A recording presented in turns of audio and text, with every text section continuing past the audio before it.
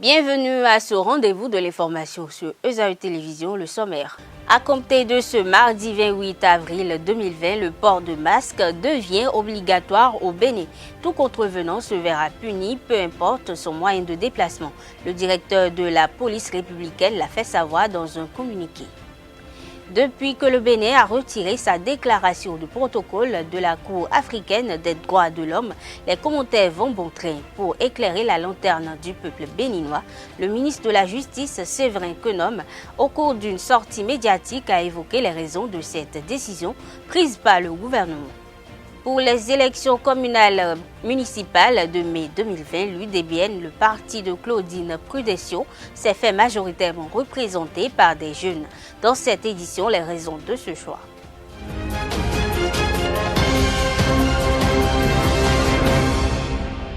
Bonsoir à toutes et à tous. À travers un communiqué rendu public, le directeur général de la police républicaine a porté à la connaissance des populations béninoises que le port de masque est désormais obligatoire sur toute l'étendue du territoire. Cette mesure a pris effet depuis ce mardi matin. C'est dans le cadre de la lutte contre la propagation de la Covid-19.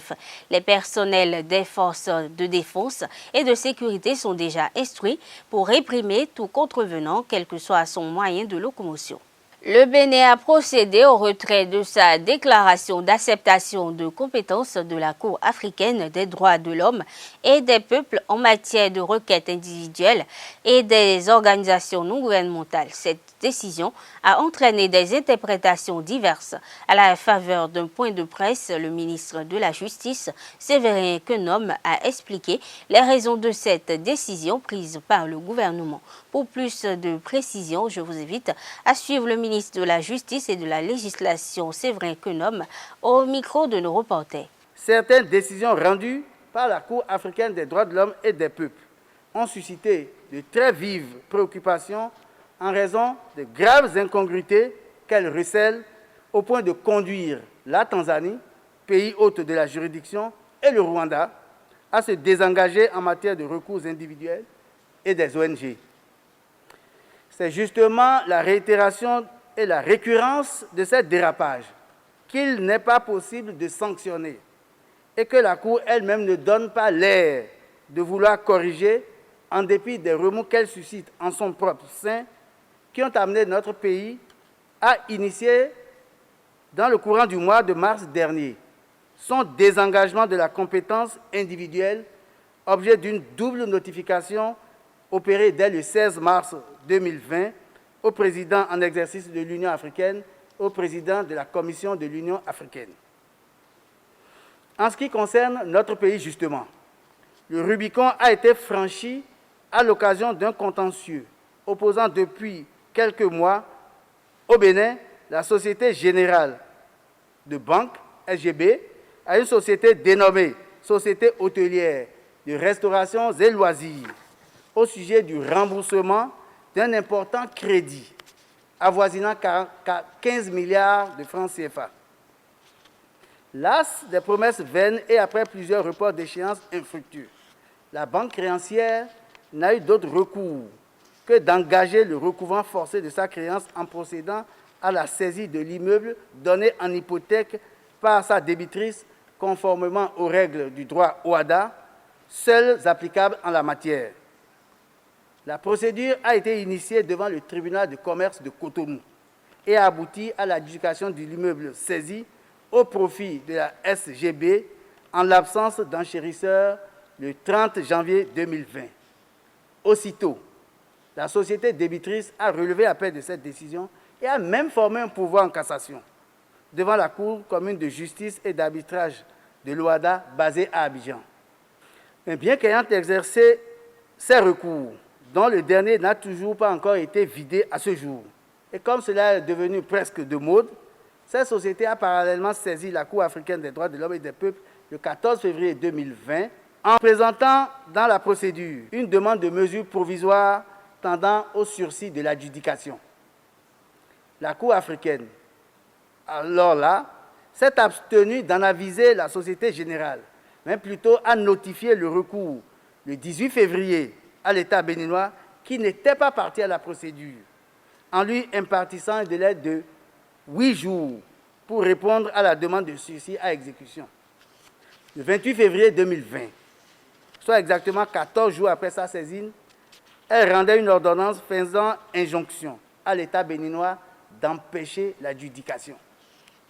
Cette décision a bien évidemment provoqué un désarroi dans les milieux d'affaires et celui des banques prêteuses, en particulier, dont le représentant n'a pas manqué d'exprimer au gouvernement béninois un vif émoi face à cette situation incongrue, inopportune, impertinente dans le domaine des relations commerciales entre particuliers. C'est dire qu'en cette affaire, la Cour africaine des droits de l'homme et des peuples était radicalement incompétente et n'avait même pas pouvoir d'ordonner des mesures provisoires. On ne le rappellera jamais assez qu'en cette matière, la juridiction de dernier recours est et demeure la Cour africaine, la Cour commune de justice et d'arbitrage, CCJA, basée à Abidjan. En lice pour les communales du 17 mai 2020, le Parti Union démocratique pour un Bénin nouveau fait l'option de promouvoir la jeunesse. Âgés de 20 à 40 ans, les jeunes béninois font la majorité sur la liste UDBN. Le parti, à la veille de l'ouverture de la campagne électorale, organise une communication pour relever cet important détail de sa démarche politique. Découvrez ce choix dans ce qui suit. Élections municipales et communales 2020. Place à la jeunesse à l'UDBN. Les besoins sont immenses et l'enjeu est important pour les prochaines élections municipales et communales. Offrir à la proximité à la base le pouvoir de prendre effectivement des décisions en connaissance de cause à petite échelle et de fluidifier leur mise en œuvre pour un impact plus significatif et plus direct. Mais alors que les jeunes représentent une bonne frange de l'électorat et de la population béninoise, ils restent cependant sous-représentés dans les partis politiques.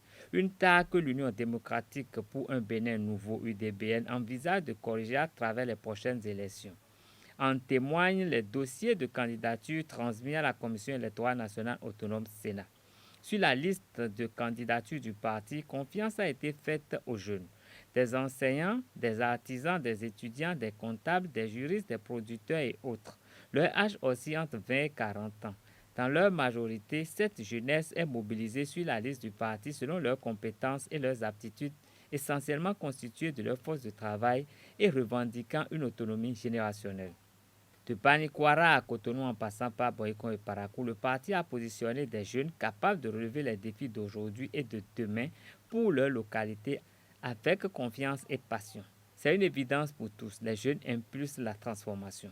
En choisissant de faire confiance à la jeunesse, le parti de Claudine Appiah-Ville-Prudencio compte libérer pleinement son potentiel en adoptant une stratégie de proximité.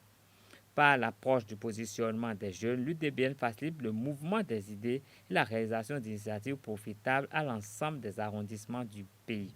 C'est avec les jeunes que nous comptons impulser à la base la transformation que nous voyons déjà au sommet sous le leadership du chef de l'État, confié un membre de l'état-major du parti. Et cela se remarque aisément dans les projets que propose le parti de façon spécifique à chaque commune.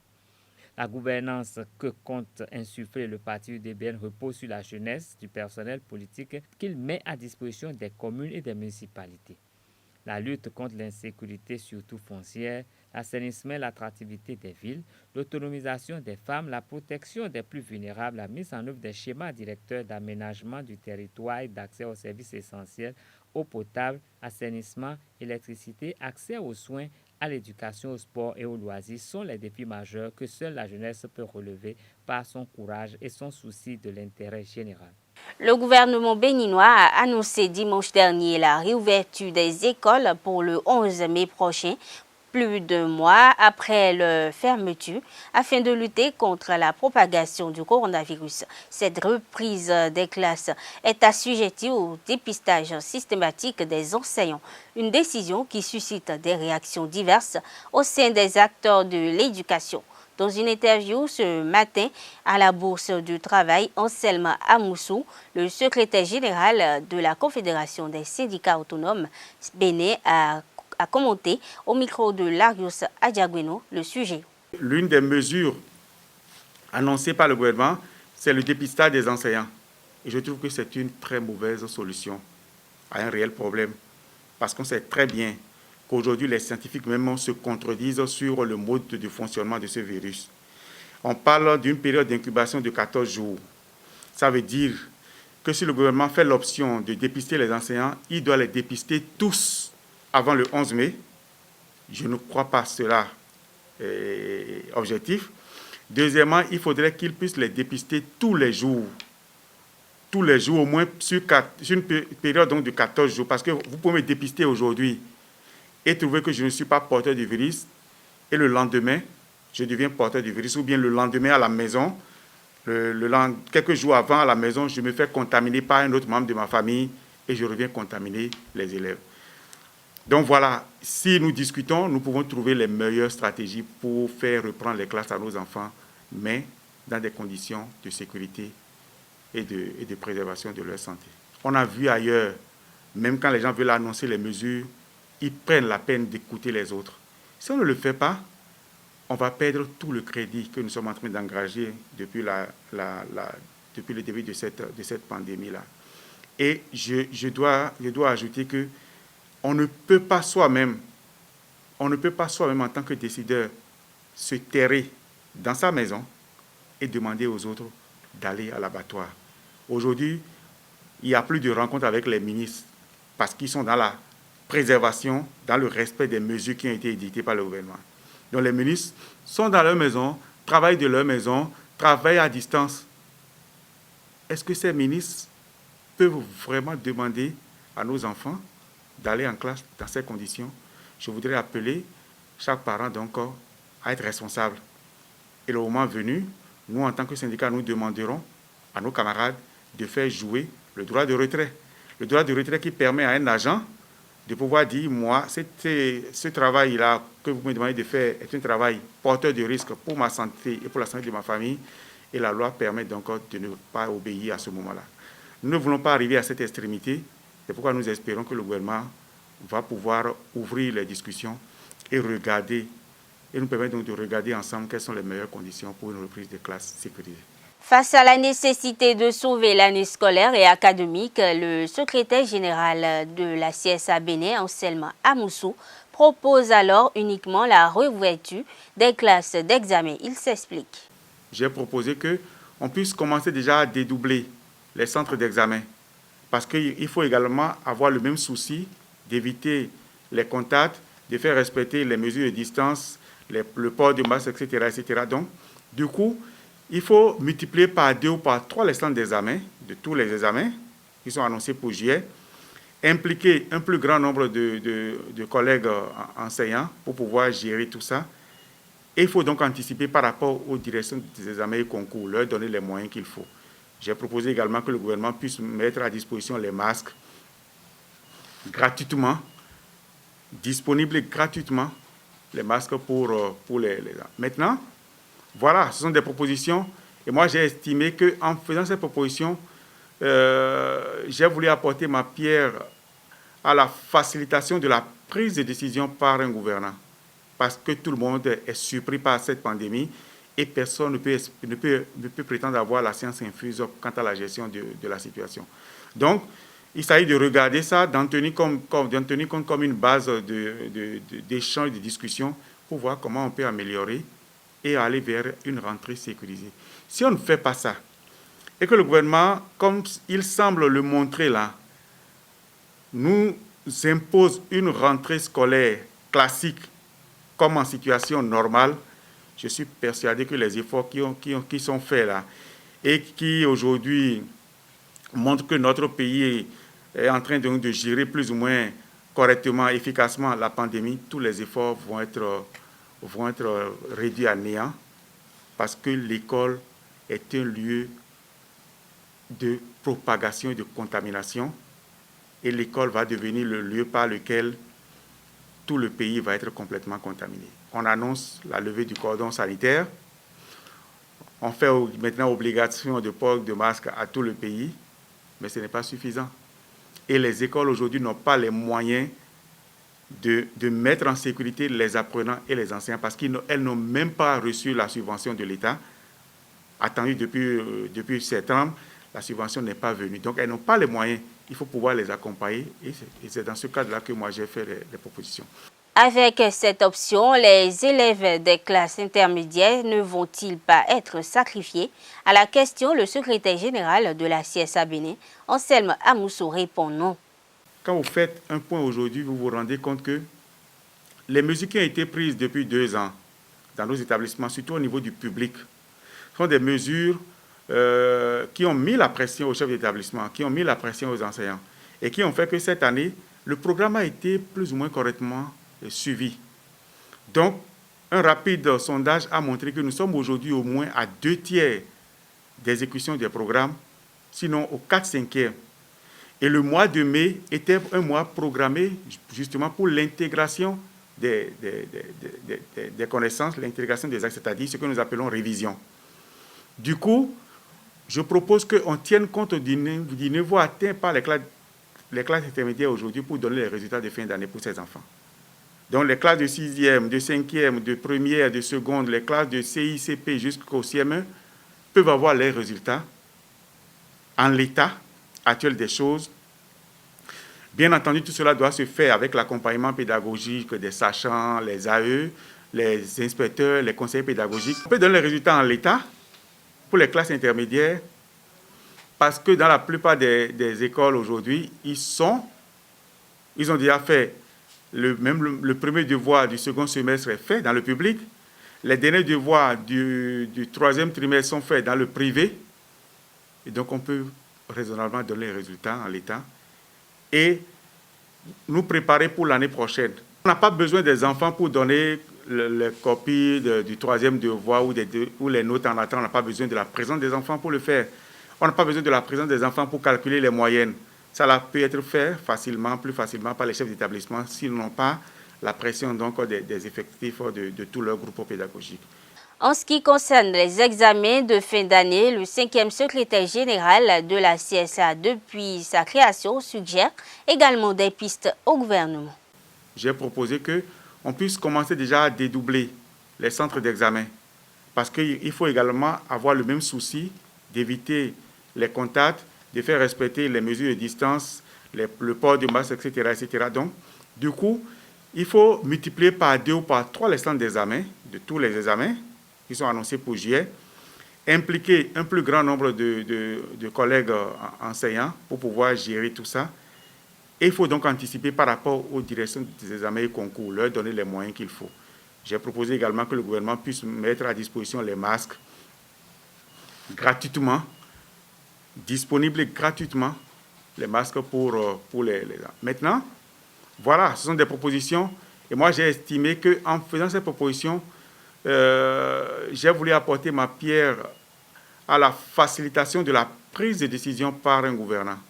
Parce que tout le monde est surpris par cette pandémie et personne ne peut prétendre avoir la science infuse quant à la gestion de la situation. Donc, il s'agit de regarder ça, d'en tenir compte comme une base d'échange, de discussion pour voir comment on peut améliorer et aller vers une rentrée sécurisée. Si on ne fait pas ça, et que le gouvernement, comme il semble le montrer là, nous impose une rentrée scolaire classique comme en situation normale, je suis persuadé que les efforts qui sont faits là et qui aujourd'hui montrent que notre pays est en train de gérer plus ou moins correctement, efficacement la pandémie, tous les efforts vont être réduits à néant parce que l'école est un lieu de propagation et de contamination et l'école va devenir le lieu par lequel tout le pays va être complètement contaminé. On annonce la levée du cordon sanitaire, on fait maintenant obligation de port de masque à tout le pays, mais ce n'est pas suffisant. Et les écoles aujourd'hui n'ont pas les moyens de mettre en sécurité les apprenants et les enseignants parce qu'elles n'ont même pas reçu la subvention de l'État. Attendue depuis septembre, la subvention n'est pas venue. Donc, elles n'ont pas les moyens. Il faut pouvoir les accompagner. Et c'est dans ce cadre-là que moi, j'ai fait les propositions. Mesdames et messieurs, c'est tout pour ce rendez-vous de l'information. Merci de l'avoir suivi. À demain.